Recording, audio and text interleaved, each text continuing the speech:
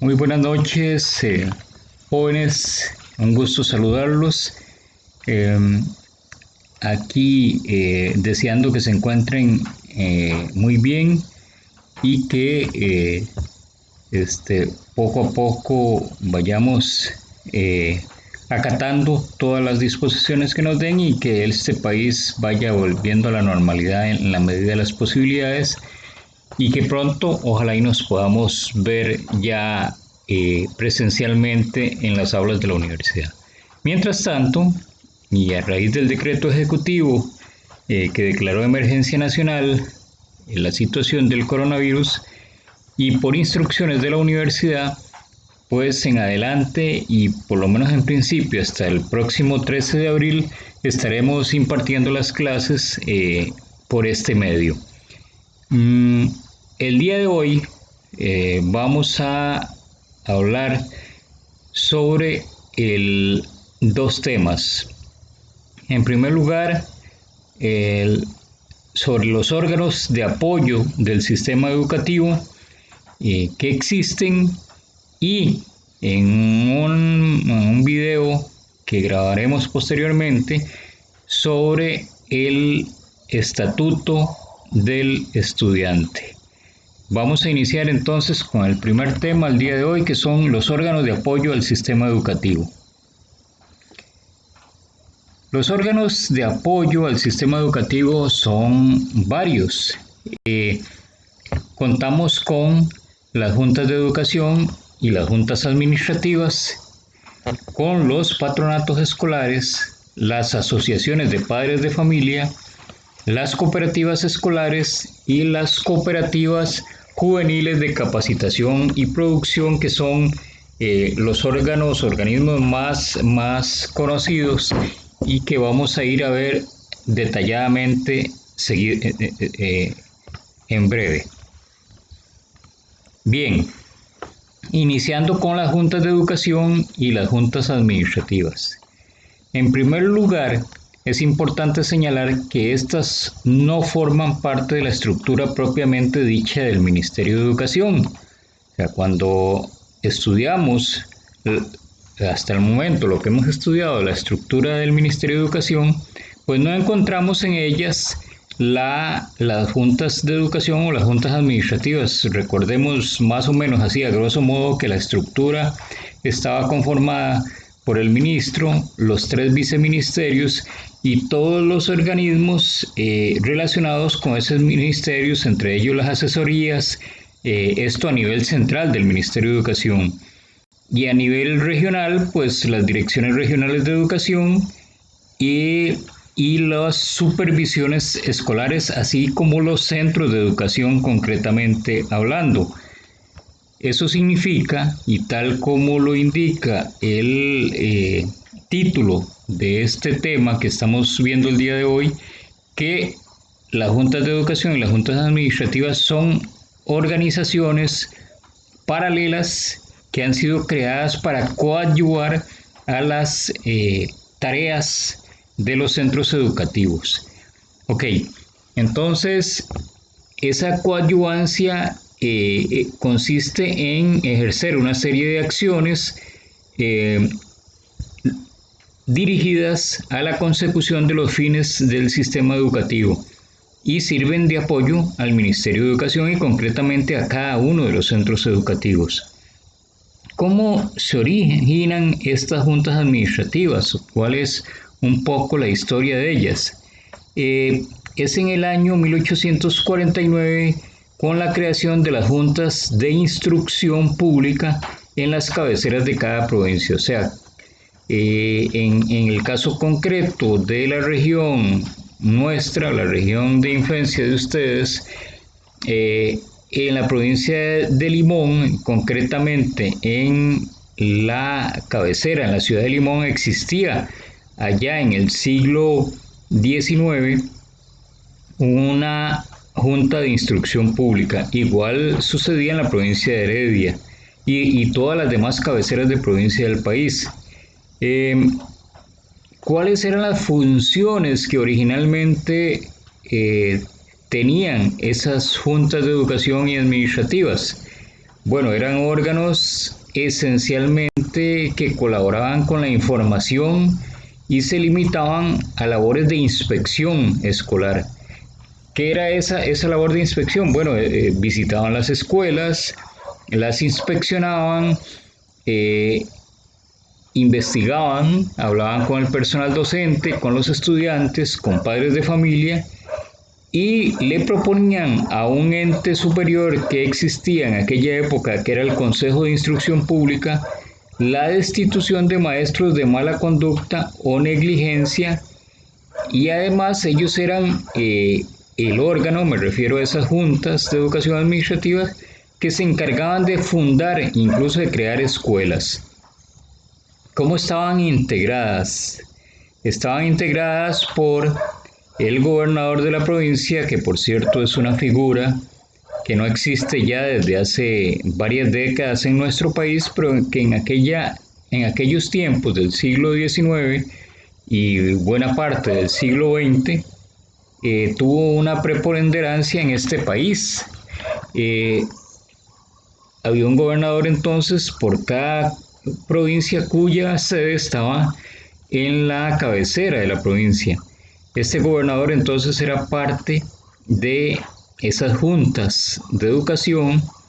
Además existía una figura que era un juez de letras, y además existía dentro de esas juntas el eclesiástico más caracterizado, que si ustedes me preguntan, de ahí tengo que hacer que mi imaginación vuele, porque esa figura realmente es desconocida, pero si uno se pone a analizar el eclesiástico más caracterizado, probablemente era un feligrés de la iglesia que tenía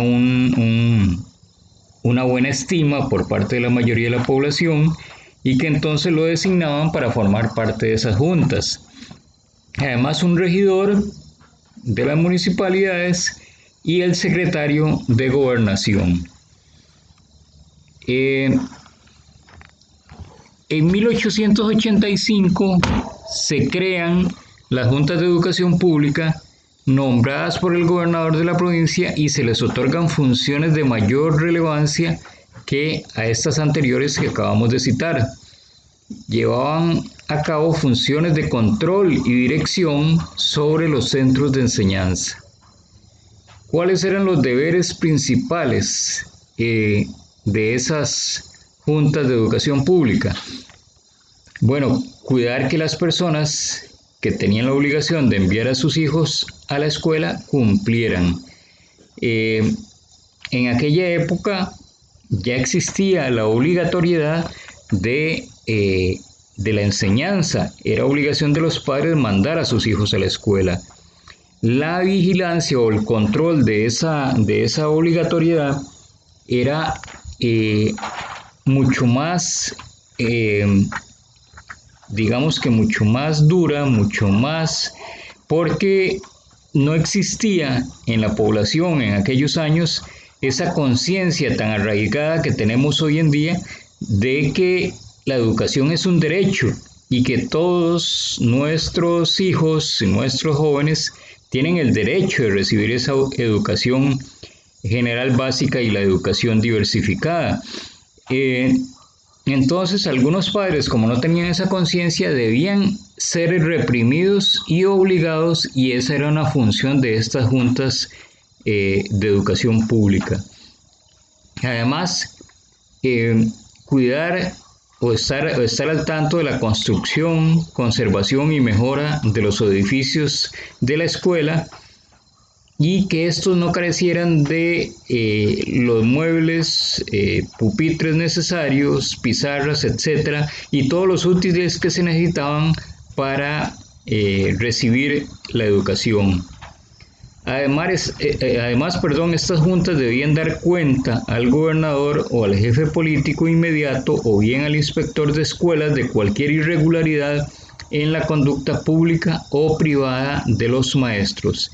En aquellos tiempos, más que hoy en día, diría yo, los maestros no solo se encargaban de la instrucción pública, de la educación de los niños y jóvenes, sino que además eran líderes dentro de sus comunidades muy respetados y por lo tanto era muy estricto el gobierno y a través de las juntas de educación pública en vigilar que estos educadores cumplieran con el perfil y que cumplieran con el papel que jugaban dentro de la sociedad.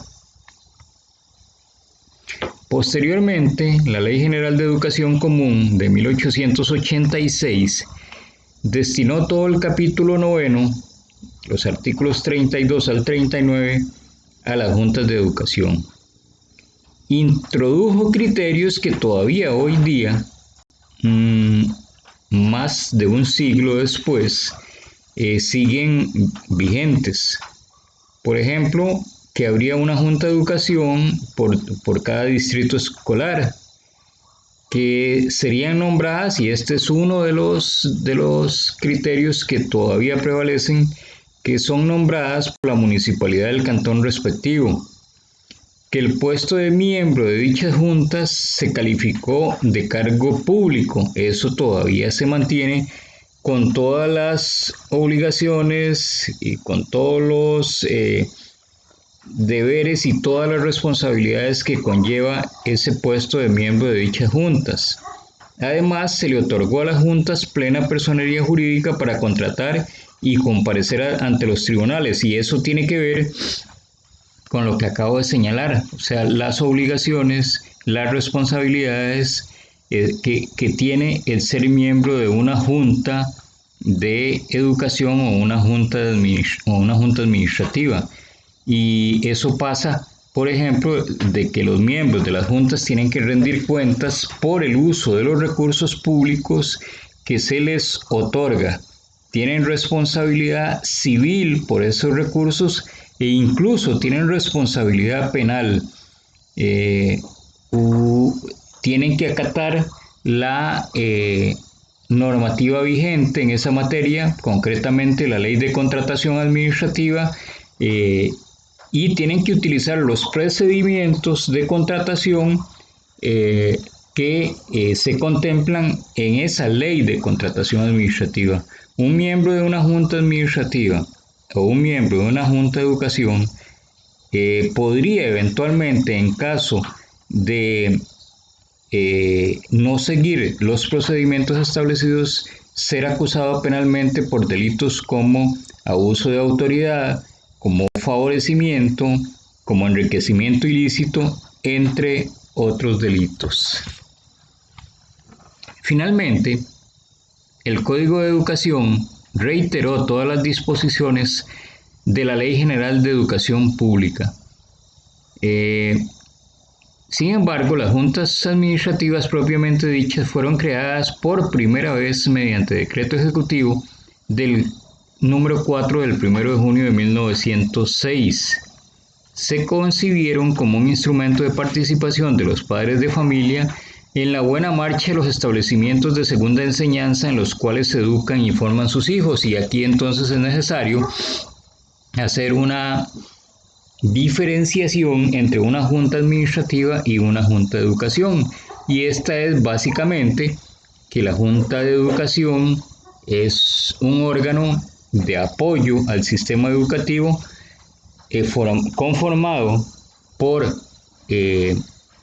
padres de familia e incluso por educadores de los centros educativos de primaria, mientras que las juntas administrativas es igual un órgano de apoyo conformado por padres de familia en las cuales no pueden formar parte los educadores, y estas organizaciones de apoyo son para centros educativos de segunda enseñanza. El régimen jurídico actual que regula estas juntas se recoge en el Reglamento General de Juntas de Educación y Administrativas, que es el Decreto Ejecutivo número 17.763 del 3 de septiembre de 1987. Ok, ¿cuál es la naturaleza jurídica de estas juntas de educación y juntas administrativas. Son delegaciones de las municipalidades. Quiere decir esto que las municipalidades delegan en esas juntas una función específica que tiene que ver con el funcionamiento, con el apoyo, con la búsqueda de recursos, con la construcción de capacidad en centros educativos y esas delegaciones de las municipalidades los convierten en organismos auxiliares de la administración pública, que van a servir a la vez como agencias de integración de la comunidad y el centro educativo. ¿Cuáles son las competencias que tienen estas juntas? Las clásicas, o sea, las que vienen desde el momento de creación de las juntas, o sea, estamos hablando del siglo antepasado, están contempladas en la Ley General de Educación y que son velar porque las instituciones educativas no carezcan de material didáctico, autorizar el uso de la planta física, procurar la satisfacción de necesidades económicas, de equipo y mobiliario de las instituciones. Y las competencias innovadoras o más recientes que se le han dado a estas son el desarrollo de proyectos agrícolas y económicos tendientes a generar recursos para las instituciones y para lo cual se les autoriza por ley a usar bienes e infraestructura pertenecientes a esos centros educativos. Es así como vemos que recientemente se daba una protesta, por ejemplo, de los padres de familia de una de las escuelas de Guapiles, donde algunos padres, por medio de redes sociales, le achacaban a la junta administrativa de esa escuela que tenía, y ahí lo pongo como ejemplo para que vean cómo pueden realizar esas actividades utilizando infraestructura que pertenezca a cada centro educativo, le achacaban a la junta que tenía aproximadamente 19 locales comerciales que alquilan y que supuestamente habían respaldos de depósitos solamente de los dineros de unos 10 de estos centros comerciales que alquilan. Esta es una forma de decirles a ustedes que efectivamente es una de las potestades que tienen las juntas, que es utilizar los recursos, los bienes, la infraestructura que tenga los centros educativos para poder atraer recursos a la institución. También dentro de las competencias innovadoras que tienen esas juntas es contratar personal docente y a los estudiantes de la institución para desarrollar proyectos económicos. O sea que, volviendo al ejemplo de este centro educativo, perfectamente podría utilizar, no alquilar esos 19 locales comerciales que tienen, sino administrar la junta y para ello utilizar o contratar personal docente y estudiantes para trabajarlos, y de esta manera procuraría atraer recursos a la institución y además serían ingresos para su personal docente y para algunos estudiantes que puedan necesitar el apoyo desde ese punto de vista. Por otra parte, también se autoriza a las juntas administrativas para que se asocien con cooperativas escolares y estudiantiles a fin de llevar a cabo en forma conjunta proyectos económicos que vayan a beneficiar a ambas partes. También pueden realizar aventuras conjuntas, pueden realizar proyectos en conjunto con otras juntas administrativas valga la redundancia, en proyectos de interés común. ¿Por qué no podríamos pensar, por ejemplo, que se asocien un buen número de juntas administrativas que manejen proyectos de huertas escolares para proveer a otros centros educativos alimentos para sus comedores escolares. Esas son algunas de las actividades que le permite la ley desarrollar. ¿Cómo están integradas las juntas administrativas y las juntas de educación hoy en día? Están integradas por 5 miembros que desempeñan el cargo en forma honorífica, que duran en sus cargos 3 años y que pueden ser reelectos. Los educadores, como dije al inicio, no pueden formar parte de la junta administrativa. Recordemos, estamos hablando en este caso concreto de las juntas administrativas de los colegios. Entonces, recalco y repito, los educadores no pueden formar parte de la junta administrativa.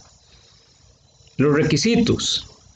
Para ser miembro de la junta administrativa se requiere ser costarricense, ser mayor de edad, saber leer y escribir y ser de conducta irreprochable.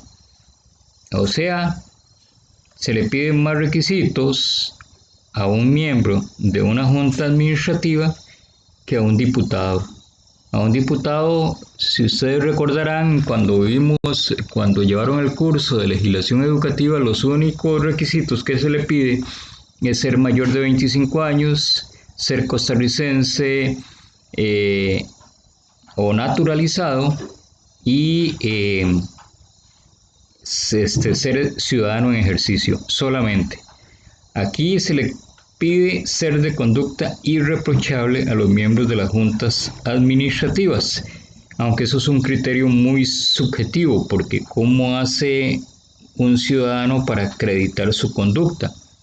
Hasta donde yo sé y según mi experiencia, ya que en algún momento de mi vida formé parte de una junta administrativa, nunca me pidieron, por ejemplo, la hoja de antecedentes penales para demostrar que era de conducta irreprochable. Pero bueno, ahí está en la ley, eso es un requisito. Otro requisito, si ustedes recordarán, a los miembros de la Junta se les pide saber leer y escribir. Para ser diputado no es necesario saber leer y escribir. Y en la historia legislativa de este país hay varios ejemplos de diputados que no sabían leer ni escribir. ¿Cómo se nombran y cómo se remueven las juntas de educación? Son nombradas por el Consejo Municipal del Cantón en cuya jurisdicción se encuentre el centro educativo. El asesor supervisor hace llegar al Consejo Municipal una terna para cada uno de los puestos, integradas por los candidatos que propongan los directores de las instituciones respectivas. Esto es proviene de aquellas primeras juntas que se crearon en el siglo XIX y le daba esa potestad a las municipalidades que hoy en día se mantienen, siguen vigentes, aunque en realidad, desde mi punto de vista, y así lo sostuve en mi época cuando fui regidor de una municipalidad, no hay ninguna razón. Normalmente de las ternas que presenta el asesor supervisor, la municipalidad escoge a alguna persona que tenga afinidad política con quienes tienen la mayoría en el Consejo Municipal. Entonces, si por ejemplo es el Partido de Liberación Nacional, que tiene, en el caso de la Municipalidad de Pocosí, que son 9 regidores, supongamos que tuviera la mayoría, 5 regidores, se va a elegir a los miembros de las juntas de educación de acuerdo al color político de ese candidato que propone el asesor supervisor. Eso a las escuelas no le resulta de ningún provecho y más bien debería buscarse una forma que sea la misma Dirección Regional de Educación, de acuerdo a las propuestas que hagan los directores de los centros educativos y los asesores supervisores, que escogiera padres de familia que realmente estén interesados en el mejoramiento de las instituciones educativas y no con criterios políticos. Las juntas administrativas, en este caso, en primera instancia hablábamos de las juntas de educación, ¿cómo se nombran? Las juntas administrativas, por su parte, son nombradas directamente por el Consejo Municipal de una nómina de no menos de 5 candidatos de cada puesto por llenar, que propondrá el director del colegio previa consulta con el Consejo de Profesores y el gobierno estudiantil. Esa me parece que es una forma, tal vez técnicamente hablando, más idónea para escoger, aunque finalmente es el Consejo Municipal, de nuevo utilizando criterios políticos, quien termina nombrando la Junta Administrativa. Ok, ¿cuáles son las causas de remoción? Primera, cuando sin previo aviso o licencia, y estamos hablando de las causas de remoción de las juntas de educación y de las juntas administrativas, en ambos casos opera. Cuando sin previo aviso, decía, o licencia, dejen de concurrir a 6 sesiones consecutivas. Por experiencia propia, lo vivíamos cuando yo estaba en una junta, y sobre todo los que son nombrados con criterios políticos, que prácticamente lo que van es a una sesión cada 3 meses, porque normalmente la junta sesionaba cada 15 días. Entonces faltaban a 5 y cuando se daban cuenta que venía la sexta, a esa sí asistían y luego no volvían a aparecer. Estas 6 ausencias consecutivas me parece que debería reformarse y que con 3 yo creo que ya sería suficiente para que sea removido de esa junta la persona que no tenga interés en participar. Otra causa de remoción es cuando demuestren evidente descuido o desinterés en el desempeño de su cargo. ¿Qué más desinterés que faltar 5 sesiones seguidas? Cuando la persona hubiese sido condenada por delito en perjuicio de la hacienda pública o por cualquier otro en daño de la junta o de los bienes de la institución. Como en todos los casos que hemos visto, hay 2 palabras que son mágicas en esto, que son el debido proceso. Para remover a un miembro de una junta administrativa o de educación se debe seguir un debido proceso, el cual está debidamente establecido en el reglamento de juntas administrativas.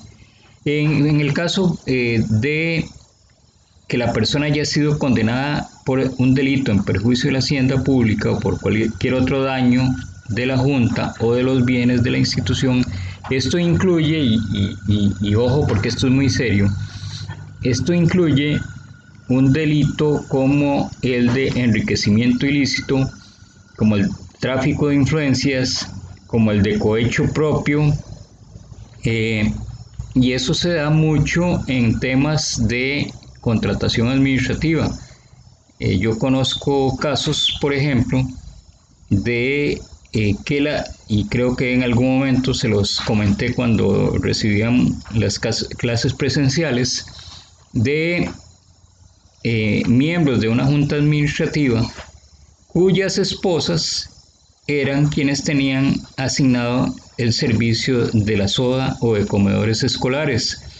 Esto es absolutamente prohibido por la ley de contratación administrativa y es evidentemente un tráfico de influencias y un enriquecimiento ilícito que se da en estos casos. Entonces, ojo que ustedes muy pronto van a ser educadores y sería bueno que fueran vigilantes de estas situaciones, porque incluso podrían llegar ustedes a ser directores de centros educativos y los directores tienen que ser muy vigilantes de esta situación que suele darse en nuestras instituciones educativas. Bien, otro órgano de apoyo son los patronatos escolares.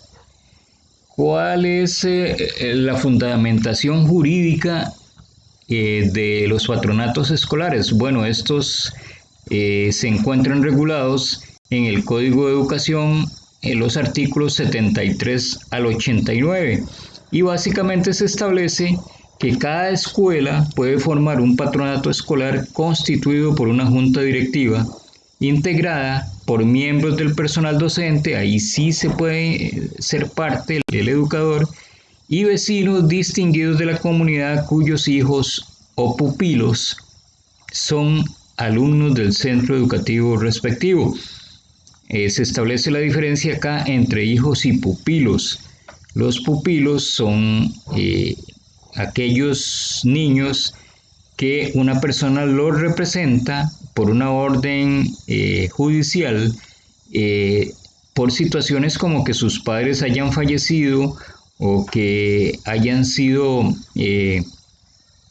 declarados o entregados a ellos por una orden del Patronato Nacional de la Infancia, y en esos casos entonces ellos, los niños serían los pupilos de esos padres, llamémosle entre comillas, adoptivos.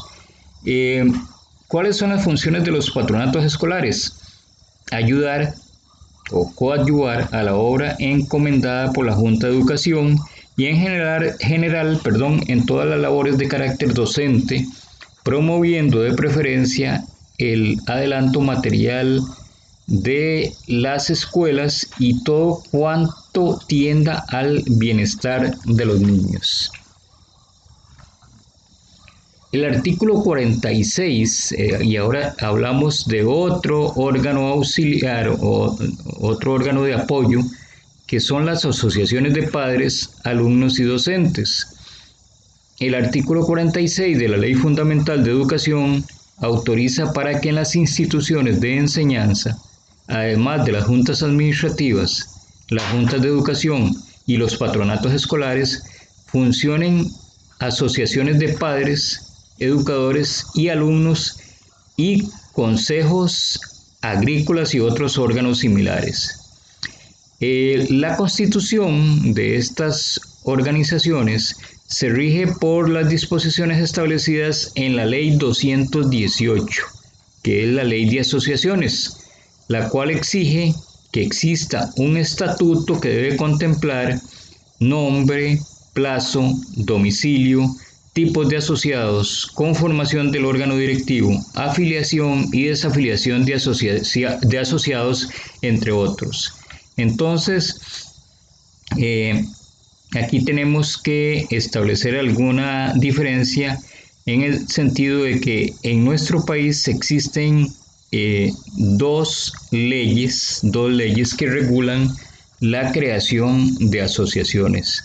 Una es la ley de asociaciones de desarrollo comunal, o sea, las famosas asociaciones de desarrollo que están formadas o conformadas por miembros de la comunidad y que buscan un beneficio o proyectos para desarrollar las respectivas comunidades. Y la ley 218, que es la Ley General de Asociaciones, que contempla cualquier otro tipo de asociación que no sean las de desarrollo comunal. Entonces, por ejemplo, ahí caben estas asociaciones de padres de familia, asociaciones de educadores, pueden ser asociaciones de cualquier otro tipo que ustedes se imaginen y que están reguladas por esa ley 218. Qué sé yo, por ejemplo, una asociación para el ornato de la ciudad, una asociación para la ayuda de personas en estado de indigencia. Todas estas asociaciones están reguladas por esta ley 218 y la ley contempla que tiene que haber un estatuto o un pacto constitutivo de esa asociación y que esta tiene que contemplar algunos aspectos muy específicos, como que cualquier asociación tiene que tener un nombre, que además las asociaciones no pueden ser eternas, que tienen que tener un plazo que normalmente ese plazo se fija de acuerdo a los objetivos que se traza la asociación al constituirse, que tiene que tener un domicilio establecido no solo para recibir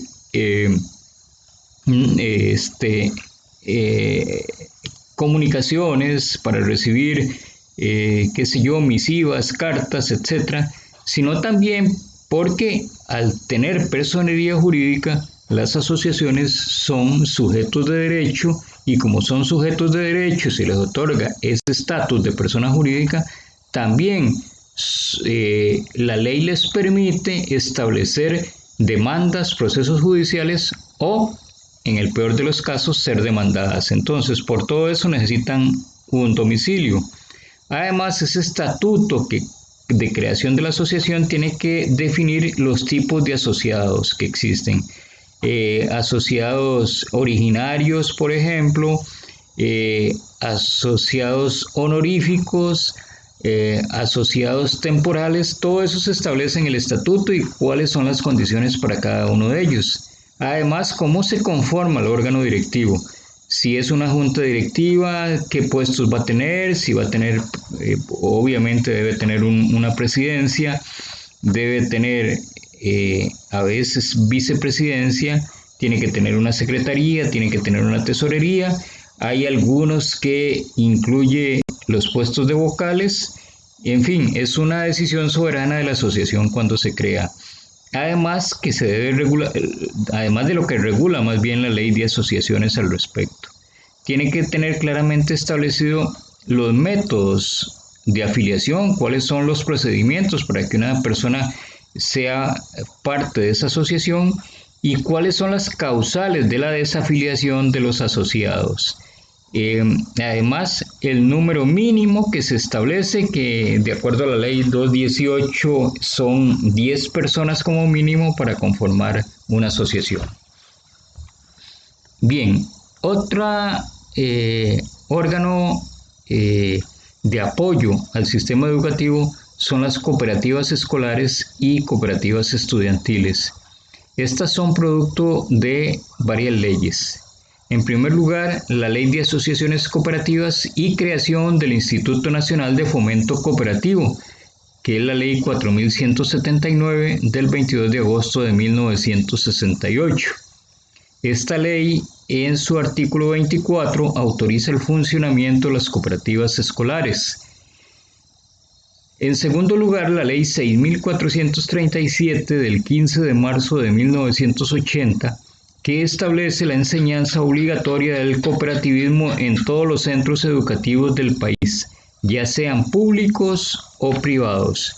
Y concretamente el artículo 7 de esa ley establece que cuando en un centro educativo exista el interés de los educandos y las condiciones adecuadas, se constituirá una asociación cooperativa escolar, cuyos asociados serán los estudiantes y sus propósitos se establecerán en los respectivos estatutos. Las asociaciones cooperativas escolares y juveniles tendrán una finalidad socioeducativa y estarán inscritas en el Ministerio de Educación Pública. Al respecto, me parece importante anotar que esta es una ley que data de 1980. Esta ley establecía la enseñanza obligatoria del cooperativismo en todos los centros educativos de todo el país, ya fueran públicos o privados. Evidentemente, por las experiencias que hemos tenido cada uno de nosotros, este mandato de ley no se ha cumplido. No se ha cumplido lamentablemente porque desde mi punto de vista el sistema cooperativo es un sistema económico, de desarrollo económico sumamente importante y que lamentablemente en la mayor parte del país no se ha adoptado. Sin embargo, existen zonas de Costa Rica donde el desarrollo cooperativo es sumamente importante y sumamente valioso y ayuda a que las personas que forman parte de una empresa cooperativa adquieran una independencia económica realmente de aplaudir. Y si no, pues veamos los ejemplos en las zonas donde hay desarrollo de lecherías y que forman parte de una gran cooperativa que es una gran empresa, no solo a nivel nacional, sino a nivel internacional, como lo es la Cooperativa de Productores de Leche Dos Pinos, que desarrolla sus actividades en la zona de occidente sobre todo y en la zona norte. Y ahí hay que hacer un comentario al margen. El desarrollo de esas regiones es un desarrollo bastante bueno, y hay un enorme número de productores independientes que le venden su producción lechera a esa gran cooperativa. Asimismo, en ciertos sectores de la zona sur, sobre todo Pérez Celedón, con cooperativas como Copeagri, con cooperativas como Copealianza, y en la zona norte vale la pena mencionar a Cosique RL y a Copelesca, que le da servicios de electrificación y de telecomunicaciones a prácticamente toda la zona norte y el cantón de Sarapiquí. Y en esas zonas que estoy mencionando, esta ley que obligaba a la enseñanza del cooperativismo, pues sí se ha implementado y existen verdaderos centros educativos desarrollados y que enseñan el funcionamiento del cooperativismo.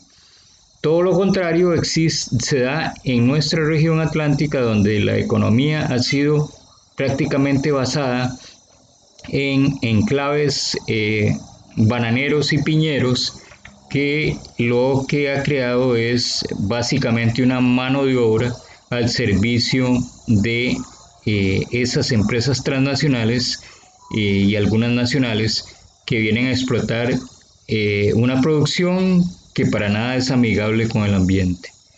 Ojalá, a manera de conclusión, que esto se hubiera implementado o que en el futuro se implemente, porque el modelo de desarrollo de Costa Rica sería otro.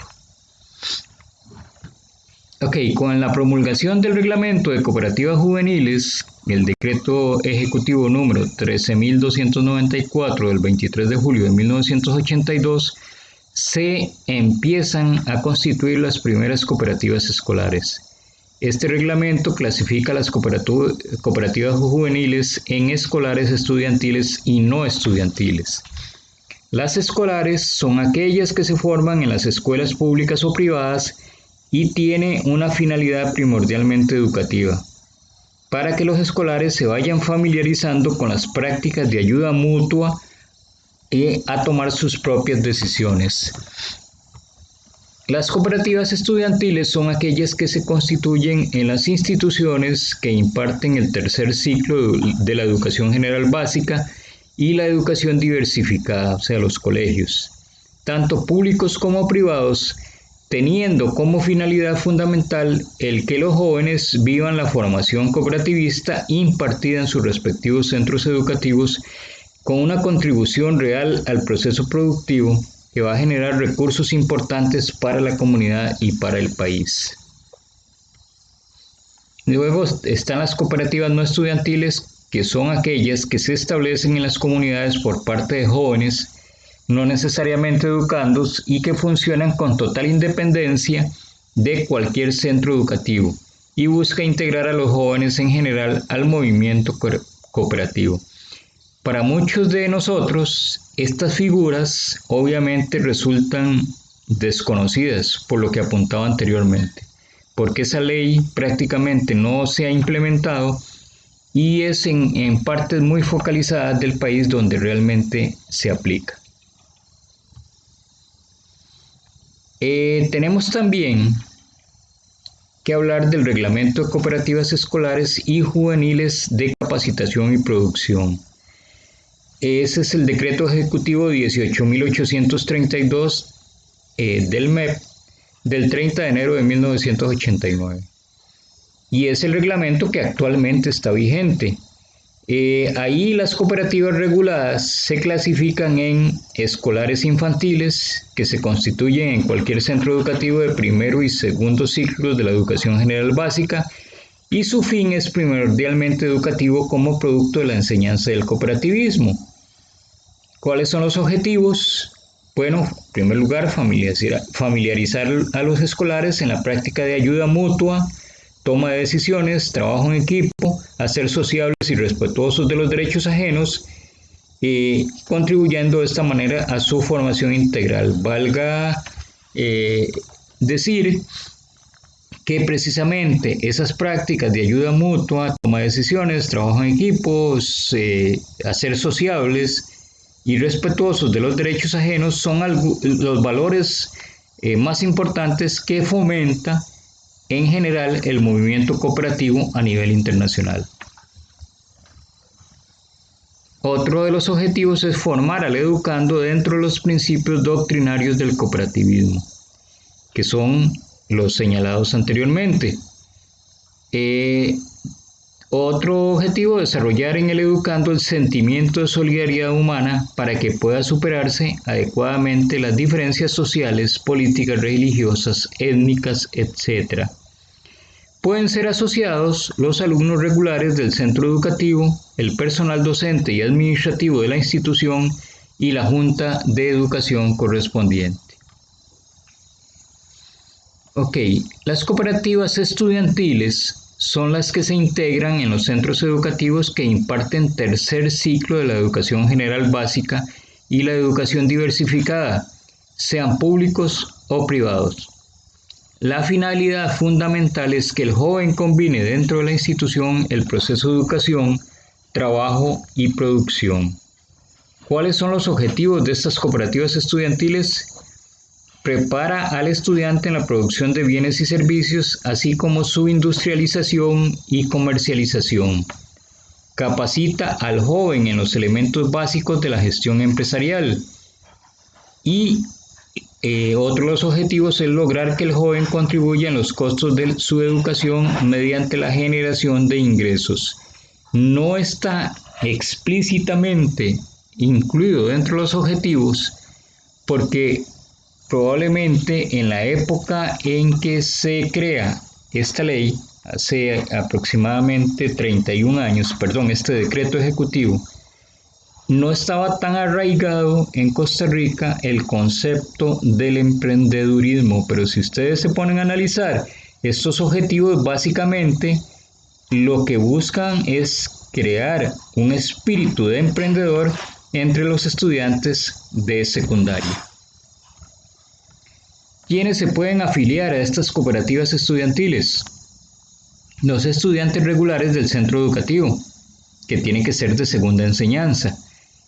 Los egresados que hayan sido asociados a la cooperativa antes de concluir sus estudios hasta por 2 años. El personal de la institución y la junta administrativa. Bueno, jóvenes, esta es la primera presentación de la clase y nos referíamos concretamente a los órganos de apoyo al sistema educativo que, como ustedes pueden ver, implican la participación en algunos casos de padres de familia, en otros casos de padres de familia y de ciudadanos en general de la comunidad donde está el centro educativo. En otros casos, ya por ejemplo en los casos de las cooperativas, implica la participación de estudiantes, en otros de estudiantes y de egresados de la institución y también de docentes y de las mismas juntas administrativas. Son por eso órganos muy abiertos a la participación y que, como su nombre lo indica, nacen precisamente para apoyar a los centros educativos y a los estudiantes en general. Ese es el primer tema y por supuesto que seguidamente y en otro video vamos a estar exponiendo el tema del estatuto del estudiante y pues por lo menos con hasta el momento, muchísimas gracias por su atención y reitero que estamos a su disposición en el chat que creamos. Para cualquier duda, cualquier consulta sobre estos temas serán evacuadas con mucho gusto. Por ahora, muy buenas noches.